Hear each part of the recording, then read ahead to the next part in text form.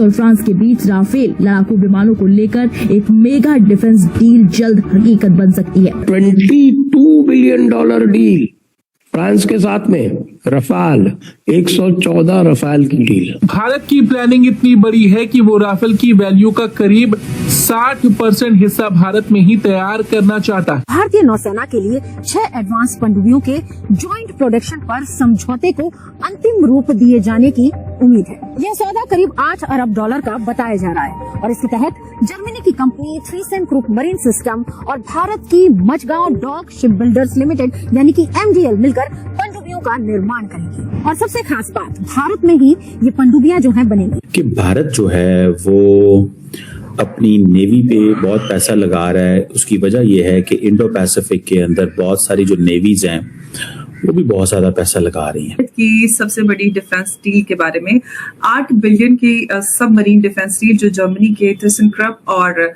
Mazagon dock के बीच में हुई है, बहुत बड़ी ये डील है। इसके बारे में बात करेंगे। इस मॉडर्न एरा में देखा जाए तो शायद 2 या 3 चीजें इंतहाई इंपॉर्टेंट। आपकी नेवल फोर्स, आपकी air force equipped with the fighter jet as well as with drones, और इसके साथ आपके पास मिसाइल्स कौन से हैं। सही 6 new generation diesel electric attack submarines जिनके अंदर हर तरह के फीचर्स होंगे, एयर डिपेंडेंट, प्रोपल्शन एटसेट्रा। और एक जर्मन इंडियन कंसोर्शियम है, वो इसमें नेगोशिएशंस में चल रही हैं। फिर इसके अलावा इंडिया जो है वो स्कॉर्पियन सबमरीन्स जो हैं वो भी ले रहे हैं। आपका आज की तारीख में जो बजट है that should be close to $200 billion अगर आपको लड़ना है। हम लाते हैं टॉप शोज और अनलिमिटेड एंटरटेनमेंट सिर्फ YouTube पर। अगर आपने अभी तक हमारा चैनल सब्सक्राइब नहीं किया तो अभी सब्सक्राइब करें और बेल आइकॉन को क्लिक करके हमारी लेटेस्ट वीडियोस के बारे में अपडेट जानें। तो बताता चलूं कि भारत जो है वो अपनी नेवी पे बहुत पैसा लगा रहा है। उसकी वजह यह है कि इंडो पैसिफिक के अंदर बहुत सारी जो नेवीज हैं वो भी बहुत ज्यादा पैसा लगा रही हैं। इस हवाले से मैं आज बात करना चाह रहा हूँ। इंडिया बड़े पैमाने पे जो सबमरीन जो है वो भी ले रहा है। रिसेंटली मैंने कुछ देखा था कि तकरीबन 6 कोई प्रोजेक्ट 75 इंडिया है, जिसके मुताबिक इंडिया जो है वो 6 new generation diesel electric attack submarines जिनके अंदर हर तरह के फीचर्स होंगे, एयर डिपेंडेंट, प्रोपल्शन एटसेट्रा।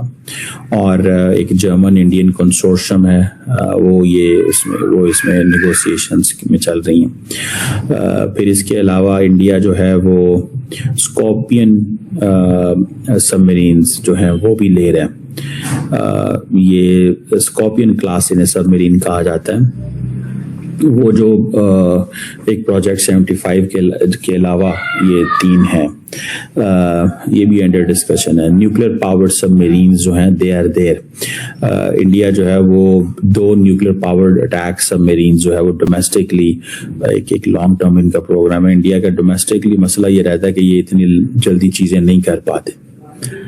लेकिन जो चीज मैं आपको बताना चाहता हूँ आज, दैट इज वेयर के इंडो पैसिफिक के अंदर, इन दी इंडो पैसिफिक, जहां पे इस वक्त बड़ी गेम हो रही है लॉन्ग टर्म। अगर आप देखें इसको तो वो अगर आप देखें तो आपको पता चलेगा कि Indians are preparing a lot.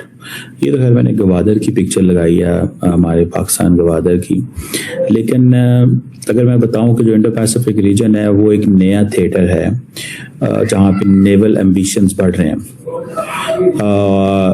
अब जो बैलेंस ऑफ पावर है that is shifting beneath the waves, ये भी एक टर्म है के तौर पर देखा जाना चाहिए कि भारत जो है वो G7 और ब्रिक्स दोनों को कनेक्ट करने की क्षमता रखता है। इमैनुअल मैक्रोन ये ओपनली इस बात को कह रहे हैं कि किस तरह से इस बड़े स्टेटमेंट को देखा जाना चाहिए। देखिए, सबसे बड़ी बात है कि भारत और जो फ्रांस है, दोनों के बीच में डिफेंस समझौता एक तरह से बढ़ता जा रहा है। अभी जो 114 मल्टी रोल्ड कॉम्बैट एयरक्राफ्ट की डील है, जो $22 बिलियन की डील है, one of the largest defence deals in history, वो होने वाली है दोनों कंट्री के बीच में। और जिस हिसाब से जो न्यूज़पेपर रिपोर्ट्स आ रही है, भारत ये 114 multi rolled combat aircraft France का जो डसॉल्ट एविएशन है उसके जो रफाल फाइटर जेट्स है उसको देने वाला है। और रफाल ने ऑलरेडी भारत के अंदर अपनी जो लैंड और अदर फैसिलिटीज उसने ऑलरेडी बना ली है। एमआरओ फैसिलिटी भारत के अंदर ऑपरेशनल हो रही है। और ऊपर से भारत की कंपनी जो है टाटा एडवांस सिस्टम्स लिमिटेड, उसने फ्रांस के साथ जो फ्रांस की डसॉल्ट एविएशन है उसके साथ ऑलरेडी एक करार कर दिया है, जब इसके अंदर जो बॉडी होती है रफाल फाइटर जेट की जिसको फ्यूसलाज बोला जाता है उसकी प्रोडक्शन भारत के अंदर होगी। और इसके अंदर कम से कम 60% जो है जो रफाल फाइटर जेट्स भारत के अंदर बनेंगे वो सारे कंपोनेंट्स जो प्रोक्योरमेंट होगा वो भारत के अंदर होगा। और इसके अंदर 90 जेट्स जो होंगे वो रफाल 4.5 जनरेशन जेट्स होने वाले हैं। और रिमेनिंग 24 जेट्स F5 वेरिएंट होंगे रफाल के जो 5th जनरेशन फाइटर एयरक्राफ्ट होने वाले हैं। देखिए अंबर जी, ये एक तरह से बताता है कि भारत और फ्रांस के बीच में द ग्रोइंग दोस्ती बिटवीन फ्रांस एंड इंडिया। एक और एक चीज आप ये देखिए, फ्रांस जो है नेक्स्ट ईयर G7 समिट का, इस साल के अंदर जो G7 समिट की प्रेसिडेंसी है वो फ्रांस के पास है। भारत के पास जो है ब्रिक्स की प्रेसिडेंसी है। अब सोचिए जो वेस्टर्न ब्लॉक्स के अंदर इतने सारे एनिमोसिटी है, जहां पर द एंटायर G6 और G7 जो है वो यूक्रेन को सपोर्ट करता है, और ब्रिक्स के अंदर रशिया है, उसके अंदर इंडिया का जो रिलेशन है रशिया के साथ सही है। वहां पर India is being asked to act as a possible mediator between BRICS and G7। एक ऐसी बात है कि ब्रिक्स जो यूरोप जो चाहता है वो शांति चाहता है विद रशिया, और उसको समझ में आ गया कि रशिया से एक तरह से वो अभी compete नहीं कर सकता। और पुतिन ने भी बोल दिया है कि हमारी जो ऑर्शनिक मिसाइल्स है, यूरोप का कोई भी मिसाइल डिफेंस सिस्टम है, इसको एक तरह से रोक नहीं सकता। क्लियर कट वार्निंग और चेतावनी दे दी है।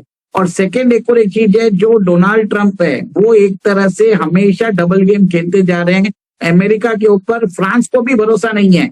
फ्रांस ने यहाँ तक बोल दिया कि अमेरिका जो है मल्टीलैटरल अरेंजमेंट से बाहर हो चुका है, और उसको मल्टीलैटरल अग्रीमेंट्स की कोई पड़ी नहीं है, और वो आइसोलेशनिस्ट हो रहा है और अमेरिकन इंटरवेंशन, अमेरिकन हिजीमनी प्रैक्टिस कर रहा है। कहीं ना कहीं फ्रांस को लग रहा है कि अमेरिका जो है रशिया के साथ मिलकर यूरोप को खत्म करने की कोशिश कर रहा है। ये बात मैंने बहुत बड़ा टाइम से बोल रहा हूँ, और आज फ्रांस के फॉरेन मिनिस्टर ने भी बोल दिया है कि जैसे रशिया यूक्रेन के ईस्टर्न फ्रंट के लिए कर रहा है, जो अमेरिका है ग्रीनलैंड के ऊपर जो कब्जा करने की कोशिश कर रहा है, इसके कारण नेटो और बहुत सारे जो इंटरनेशनल अलायंसेस है वो रिस्क पे आ चुके हैं। एक तरह से उन्होंने रशिया और अमेरिका को एक ही पाले में डाल दिया है। ये मैंने बहुत दिनों से पहले भी बोला था, और आपके भी प्रोग्राम पे मैंने पहले ही बोल दिया था कि नेक्स्ट ईयर जो हो सकता है कि ब्रिक्स की समिट के अंदर फ्रांस और इजराइल जैसी कंट्रीज को न्योता दिया जा सकता है, क्योंकि भारत के पास प्रेसिडेंसी है। भारत चाहे तो किसी को भी स्पेशल इनवाइटी के थ्रू बुला सकता है। और G7 के अंदर हमेशा आप देख रहे हैं कि कितने सालों से भारत को एज ए स्पेशल इनवाइटी बुलाया जा रहा है। और लास्ट उमेश जी, अब सवाल मैं आपसे ही जानना चाहती हूँ कि जो इमैनुअल मैक्रोन कह रहे हैं भारत को लेकर जो स्टेटमेंट दिया है कि दोनों दुनियाओं को मिलाने की शक्ति भारत ये काम कर सकता है, तो ये स्टेटमेंट जो मैंने सबसे पहले आपसे सवाल पूछा था कि क्या ये आइडियलिस्टिक पॉलिटिकल स्टेटमेंट है, और साथ ही अगर भारत ब्रिज बनता है तो चाइना और रशिया का क्या रिस्पॉन्स होगा, स्पेशली जो जियोपॉलिटिक्स और ट्रेड पॉलिसीज हैं उसको लेकर, जो ट्रेड रूट्स हैं?